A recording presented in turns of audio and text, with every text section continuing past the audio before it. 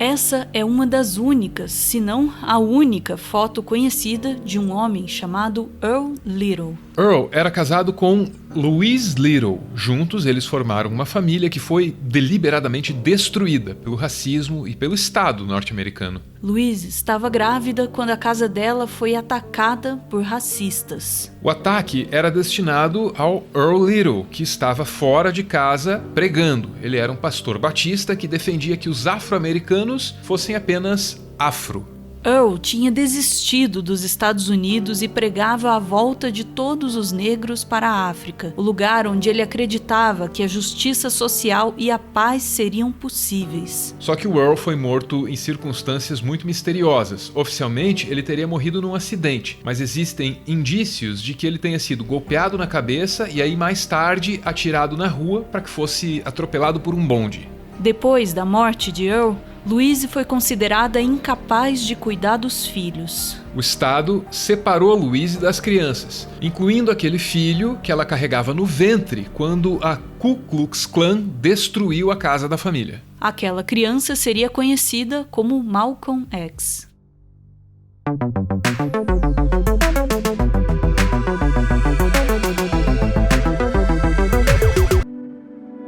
A fonte mais completa de informações sobre a história de Malcolm X é esse livro aqui, A Autobiografia de Malcolm X. Em 1992, Spike Lee transformou esse livro num filme épico, com mais de 3 horas de duração.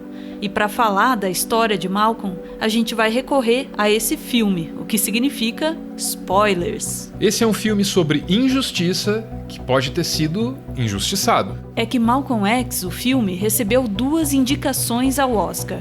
A de melhor ator, para o Denzel Washington, e a de melhor figurino. E não levou nenhuma. O maior mérito desse filme é o roteiro, que se esforça ao máximo para esgotar, para dar conta de todo o material do livro que embasa esse roteiro. Bem que Malcolm X merecia ser premiado com o Oscar de melhor roteiro adaptado, mas talvez algumas das teses defendidas ao longo desse filme fossem fortes demais para Hollywood do começo dos anos 90. A trajetória de Malcolm X é uma trajetória de autoconhecimento. Para se transformar no lendário ativista de discursos poderosos, esse homem precisou entender quem ele era, a que comunidade ele pertencia e, claro, em que contexto essa comunidade estava inserida. O começo da vida de Malcolm X seguiu o script que o racismo vigente nos Estados Unidos tinha traçado para ele. A família tinha sido destruída, sem pai nem mãe, sem nenhuma referência que o guiasse pela vida.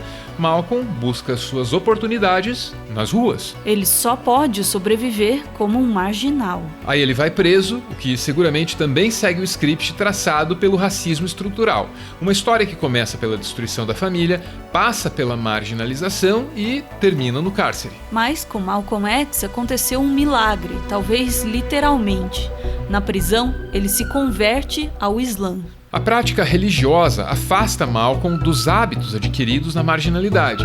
Ele se torna um homem de vida simples e austera, dedicado aos seus rituais, às suas preces e à leitura das escrituras. Ainda na prisão, ele tem uma experiência mística. Muita coisa mudaria na vida de Malcolm nos anos seguintes, mas a fé estaria sempre presente. Ao sair da prisão, Malcolm se torna um pregador na nação do Islã, liderada por Elijah Muhammad. Foi nessa oportunidade que Malcolm abandonou o sobrenome Little e adotou o X. Fazendo isso, ele rejeitava a imposição de um nem tão antigo sistema escravocrata. É que escravos norte-americanos normalmente tinham os sobrenomes de seus senhores. What is your real name?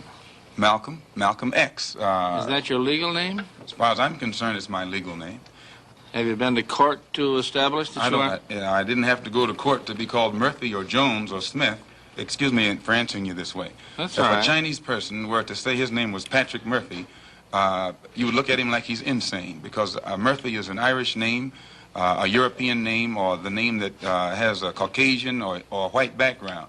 And a yellow person, Chinese is a yellow man, and he has nothing to do or no connection whatsoever with the name Murphy. And if it doesn't look proper for a person who is yellow or Chinese to be walking around named Murphy or Jones or Johnson or Bunch or Powell, I think it would be just as improper for a black person or the so-called Negro in this country. As we're taught, by the Honorable Elijah Muhammad to walk around with these names, and therefore he teaches us that during slavery, the same slave master who owned us put his last name on us to denote that we were his property. So that when you see a Negro today who's named Johnson, if you go back in his history, you'll find that he was once his grandfather, or one of his forefathers was owned by a white man who was named Johnson. Nesse registro, você ouve Malcolm X mencionar o Elijah Muhammad, o líder da nação islâmica. E Malcolm sempre se referia ao Muhammad dessa forma que você acabou de ouvir aí, Honorável Elijah Muhammad. Mas isso só durou até Malcolm X descobrir que Elijah não era tão honorável assim. Ele tinha filhos pequenos para os quais não dava apoio algum e também havia suspeitas de corrupção na administração da organização religiosa que ele liderava. Basicamente, Elijah pregava uma coisa e fazia outra. Malcolm X, desde a conversão ao Islã, era seriamente comprometido com o estilo de vida recomendado pela religião. É em função dessa divergência que Malcolm se afasta da nação do Islã e funda a sua própria organização religiosa. Malcolm passa a ser considerado um traidor pelas pessoas que continuaram seguindo Elijah. Nesse mesmo período, a família dele recebia ameaças anônimas. Malcolm sabia que a segurança dele estava seriamente comprometida. Se a nação do Islã não representasse uma ameaça de fato, ele ainda precisaria se preocupar com os espiões do governo, sempre na cola dele. Quando Malcolm fez sua peregrinação a Meca e aproveitou para conhecer um pouco da África, ele relatou nas cartas que enviou à esposa que 2 homens brancos o seguiam o tempo todo. Essa viagem transformou Malcolm, suas ideias e, claro, os seus discursos. Ele continuava cético em relação à tese da integração racial, mas se mostrava disposto a trabalhar em conjunto com outras organizações. One thing that I found in all of my travels was that all of the Africans, not only the Africans but the Asians and the Muslims, look upon us as their long-lost brothers. And America had actually tricked many of them into a hands-off policy by giving them the impression that she was honestly trying to do something to solve the problem. My argument over there was designed to prove that it is impossible for the United States government to solve the race problem. It's impossible. Malcolm, on your trip abroad, you said you sensed a feeling of great brotherhood, and that conceivably you would be working toward integration in this country now. At least this is what you're reported to have said. Have you any comment on it? I don't think that I ever mentioned anything about working toward integration. They haven't even got integration right here in New York City. You have worse integration problems in the North than they have in the South. So if it doesn't work if you can't bring about integration in New York City, as international, cosmopolitan, up-to-date as it's supposed to be, you will never get integration anywhere else in the country. Are you prepared to work with some of the leaders of the other civil rights organizations? Certainly. We will work with any groups, organizations, or leaders in any way, as long as it's genuinely designed to get results. Embora tenha revelado disposição de trabalhar em conjunto, Malcolm continuou defendendo a tese de que os negros deveriam se armar para se proteger contra a violência do racismo. E não poderia ser diferente para quem teve a casa destruída por racistas quando ainda estava na barriga da mãe. Só que a defesa dessa tese muitas vezes fez com que o Malcolm fosse hostilizado pela mídia norte-americana, branca. E o que é uma contradição para uma mídia que gosta bastante de armas. Malcolm, a more controversial remarks was a call for black people to get rifles and form rifle clubs some time back. Do you still favor that for self-defense? I don't see why that should be controversial. I think that if white people found themselves the victim of the same kind of brutality that black people in this country face, and they saw that the government was either unwilling or unable to protect them, that the intelligence on the part of the whites would make them get some rifles and shotguns and protect themselves. Now, Negroes are developing some kind of intellectual maturity too, and they can see that having waited upon the government to protect them has been a wait that has been in vain. So any of them who live in areas where the government is not able to do its job, then we do have to get together and do a job of protecting ourselves. Malcolm, mesmo nos seus momentos mais moderados, questionava as fundações do sistema político e econômico dos Estados Unidos. Ele percebia que o capitalismo reforçava o racismo ao impedir que os negros pudessem consumir como os brancos consumiam. Capitalistas, para ele, eram chupadores de sangue. E mais do que isso, Malcolm dizia que a democracia dos Estados Unidos, admirada em todo o mundo ocidental, era uma farsa. They attacked the victim. And then the criminal who attacked the victim accuses the victim of attacking him. Yes, sir. This is American justice. Yes, sir. That's right. This is American democracy. Yes, sir. And those of you who are familiar with it know that in America democracy is hypocrisy. Como você pode perceber, Malcolm, apesar ou em função da influência que ele tinha e da liderança que ele exercia, não era uma figura exatamente popular em alguns círculos. Havia a nação islâmica, que o considerava um traidor. E havia o Estado, que o considerava um conspirador. É triste dizer isso, mas no contexto social e político em que ele estava inserido, era de se esperar que uma ou outra ameaça se concretizasse mais cedo ou mais tarde. E assim foi. A casa de Malcolm foi incendiada. Membros da nação islâmica acusaram Malcolm de botar fogo na própria casa, isso para ganhar mais espaço na mídia. Somebody threw some bombs inside my house. Normally, I wouldn't get excited over a few bombs, but the ones who threw these not only aimed them in rooms where there was no one, but aimed them in rooms where 3 of my daughters sleep. One daughter 6, one daughter 4, and one daughter 2. And since I am quite certain that those who threw the bombs knew my house well enough to know where everyone was sleeping, I can't quite bring my heart to the point where it can in any way be merciful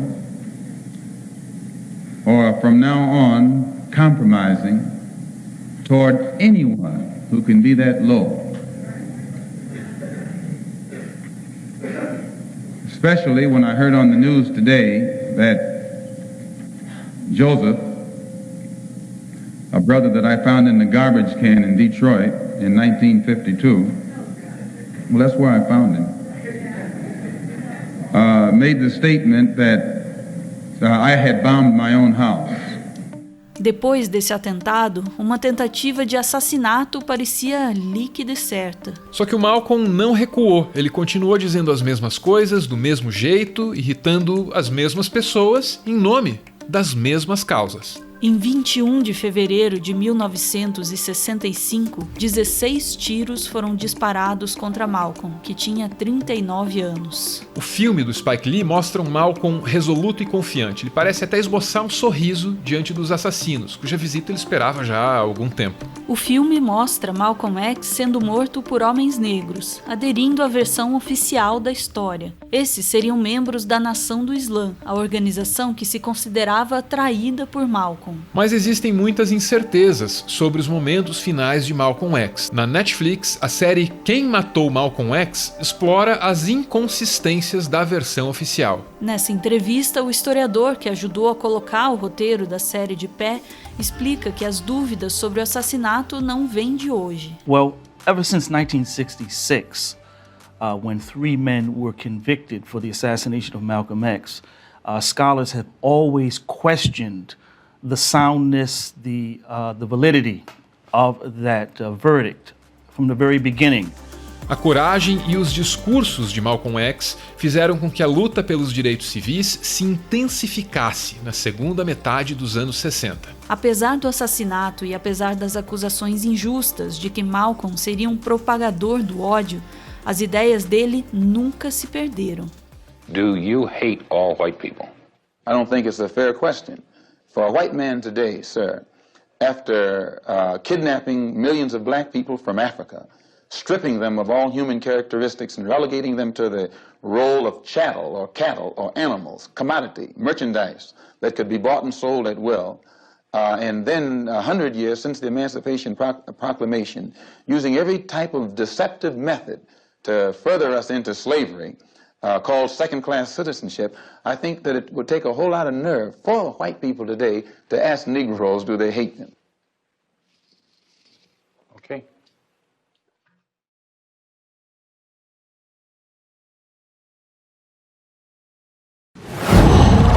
Whoa.